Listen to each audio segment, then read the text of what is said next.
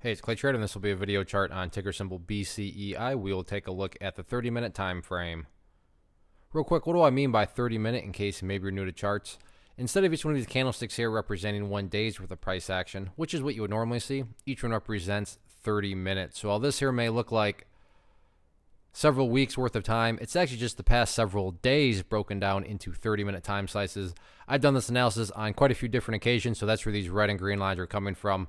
But after today's nice price movement, more updates are now needed. So first thing I'm going to do is a little house cleaning. Just get rid of these lines down here. Yes, they still pertain to the chart, but in the spirit from a presentation standpoint of not wanting to have a million lines everywhere that can cause clutter and confusion, just want to try to keep this as clean as possible. So the first update comes, though, from a very basic rule in charting, which states when levels of resistance are broken and closed above, you want to see them act as support. So for those of you that did watch the video last time I did it, and hopefully remember me talking about $1.80 as resistance, this would now be considered an area of support. An ideal level, I mean, if you're just like, hey, Clay, what would make this chart look the absolute best going forward? If the price can stay up above $1.80, that's going to be the preferable situation. But I'm not saying that if the price, drops below $1.80, that everything's ruined or anything like that. But yeah, what would make it look the best? Definitely staying up above $1.80. From the big picture perspective, and I know I've talked about this in past videos, it's all about the purple line right there, which is the famous 50-period simple moving average, meaning, how can I measure the health of the move? What do I mean by the move? Well, this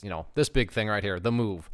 How can I measure that health? Well, as long as the price is up above that purple line, then the bulls are in full control. The bulls are in full health.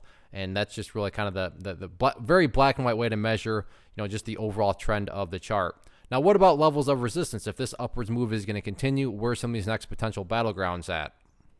First one that's pretty in your face is just right up here where the party eventually stopped today, and that's up there at $2.03. After that, we're going to need to change to the daily time frame, though. Always a good problem to have when you have to go back this far in the chart's history.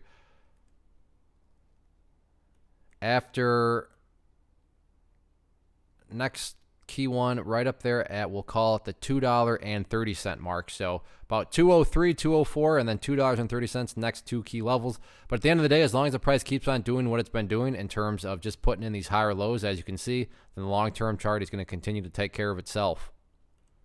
One of the most popular questions I get is, hey, Clay, how do you find the stocks that you trade? So what I've done is put together this free resource guide where I talk about the tools that I use to locate stocks that I find interesting and think may have potential.